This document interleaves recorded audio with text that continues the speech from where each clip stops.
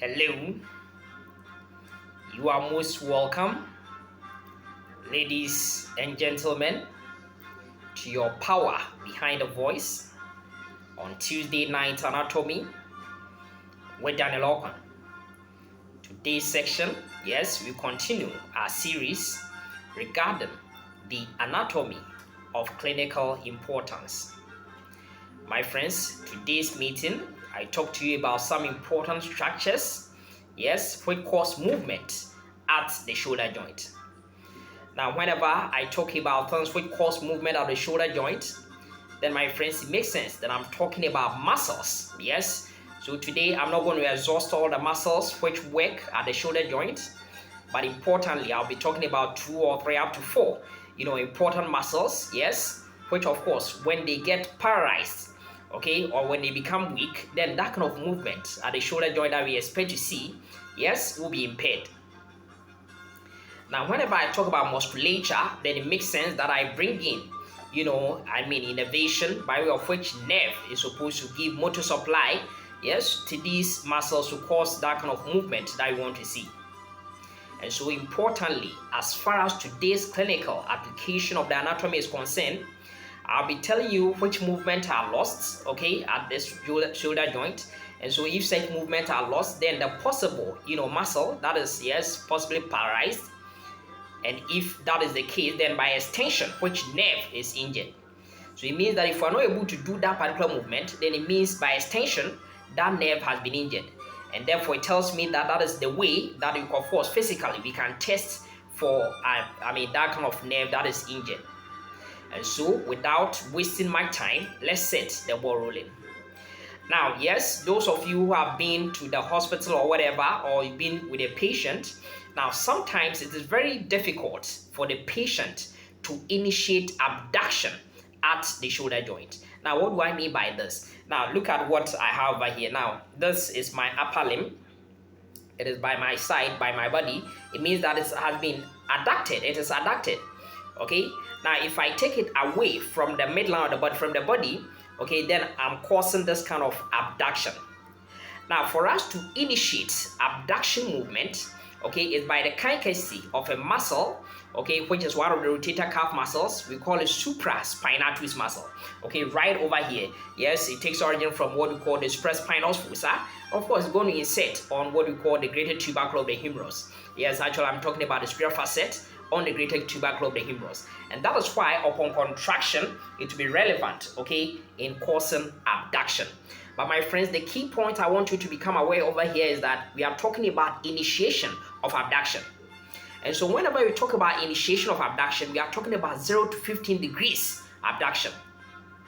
Now, please understand this, that this muscle that we are talking about being the supraspinatus muscle, being the initiator of abduction at the shoulder joint, its nerve supply is coming from what we call the suprascapular nerve. Suprascapular nerve. Yes, that nerve whose root value is C5, C6. Yes, suprascapular nerve. Okay, so that is that nerve which is going to give motor supply to the supraspinatus muscle. Okay, so it therefore tells me that whenever this nerve becomes injured, it becomes entrapped, okay, it becomes injured, then what's going to happen is that, yes, then innervation to this supraspinatus muscle will be, of course, cut. And for this reason, this muscle will begin to waste. So the place will, the muscle will undergo that kind of atrophy. So it will not be powerful enough to cause initiation of abduction at the shoulder joint. So you may have a patient, yes, and this patient, the arm or the upper limb will be by the side, and this patient cannot initiate abduction. That 0 to 15 degrees abduction is not possible. Okay, so it means that what is happening? If you ask the patient, yes, initiate the abduction, and it's not happening, then it should think about it that the nerve, the possible nerve that is injured, is of course the suprascapular nerve. And by extension, the muscle that is wasting, that has become weak, is of course the supraspinatus muscle. Now, one thing is that, yes, someone else will also go on and say that, yes, it is not only the supraspinatus muscle whose, motor supply is coming from the suprascapular nerve, but also the infraspinatus muscle. Now, my friends, the infraspinatus muscle is relevant. Yes, it's also one of the rotator cuff muscles, one of the steering muscles as far as the shoulder joint is concerned. That one is not for, of course, initiation of abduction, but my friends, it is responsible for lateral rotation. But one important thing I want you to understand is that it is not only for instance, the infraspinatus muscle, which will be relevant in, of course, the lateral rotation, but my friends, also the teres minor muscle. But the teres minor muscle is getting a different innervation altogether from the axillary nerve. So it means that if we are using, lateral rotation to test for, of course, the suprascapular nerve, then it means you may be getting it wrong, because there will be another muscle which works in synergy to that of the infraspinatus, and therefore you may not be able to get a very clear picture. Of course, there may be weakness in that kind of lateral rotation, no doubt about that. But for you to be very definitive, then of course you look at initiation of abduction. Now, oftentimes with such patients, if you help them to initiate, yes, if someone helps them to initiate, they are able to continue with the abduction process. Only that they cannot initiate, but they can continue with it. And continuation of the abduction at the shoulder joint, which means that going beyond 15 degrees, okay, up to 90 degrees, okay, at the shoulder joint, that is something we call propagation of abduction. So 15 to 90 degrees abduction at the shoulder joint is called propagation of abduction. And my friends, the sole muscle, which is responsible for that, is, my friend, a very thick muscle. Of course, usually, oftentimes, yes, we give intramuscular injections over here.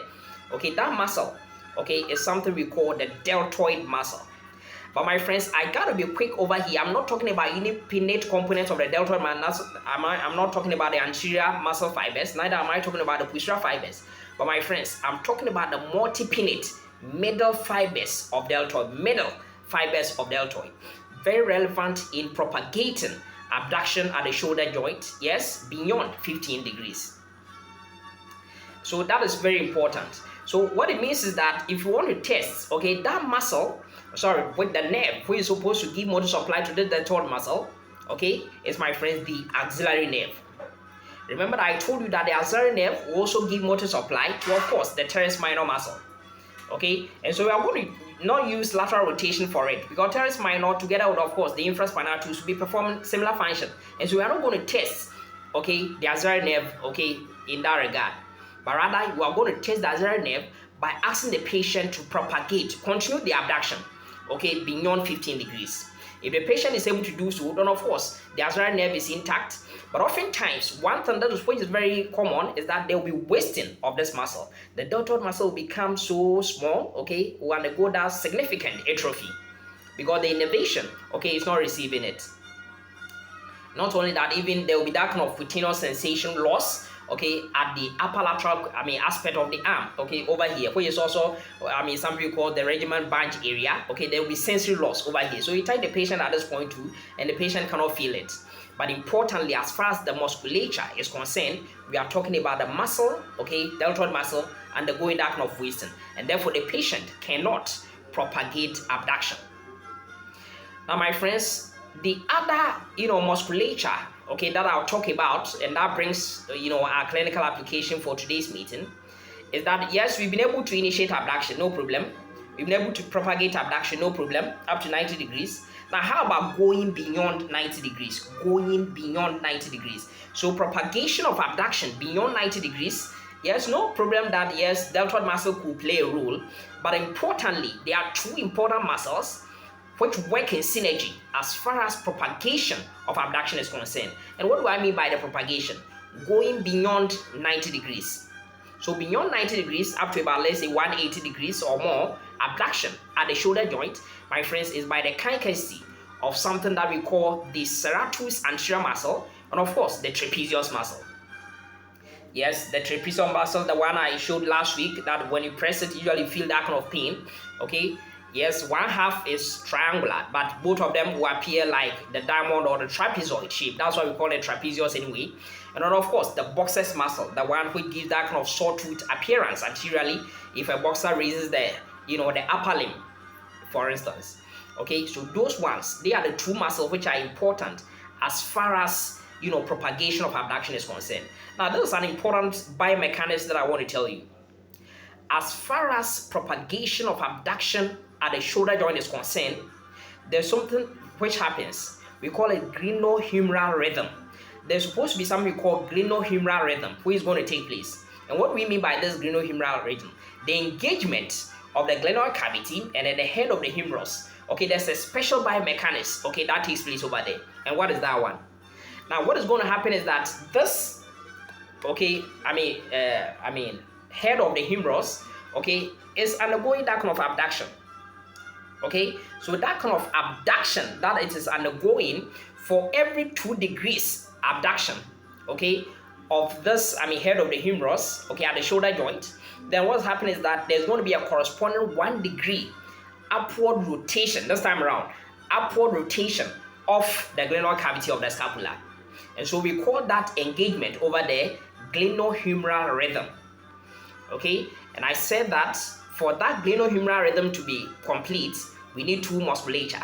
Of course, number 1 is the serratus anterior muscle, and number 2 is trapezius. But don't forget that whenever we talk about, serratus anterior muscle, its motor supply is coming solely from something we call the long thoracic nerve. Yes, its root value is C5, C6, C7. Yes, unlike in the case of axillary where it's C5, C6, okay, that of the long thoracic nerve is C5, C6, C7. Now, this long thoracic nerve runs on the lateral aspect of the thoracic wall.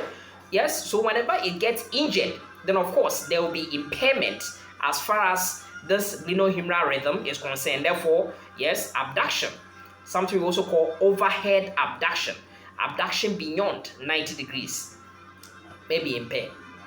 Okay, but of course, thankfully, we also have another muscle which I've shown you. That muscle is the trapezius muscle, and this trapezius muscle, yes, will also help with that glenohumeral rhythm. But you know that this trapezius muscle is very, going to get its motor supply from the spinal accessory nerve. Okay, so please understand, yes, some of these things, okay, so that if there's injury in the posterior triangle of the neck, yes, usually it may be spared because it supplies it before it gets to the posterior triangle of the neck. Then later it goes in and supplies what we call the, something we call the sternocleidomastoid. Yes, these 2 muscles are important, going to form the boundary of what we call the, the triangle, posterior triangle of the neck. But if the injury happens before, okay, outside this posterior triangle of the neck, okay, as it just descends, then of course this muscle is going to be paralyzed. Okay, and then of course in situations also you may not be able to shrug, your shoulders. So my friends, these are important things which I want you to become aware of. Okay, that clinically we can test these muscles. So for instance, shrugging of the shoulders may be a test that you can use, okay, to check, okay, the viability, okay, of what you call the spinal accessory nerve. Ladies and gentlemen, I'm very grateful for your time this evening. Have a good night, all of you, and may the good Lord richly bless you. Amen.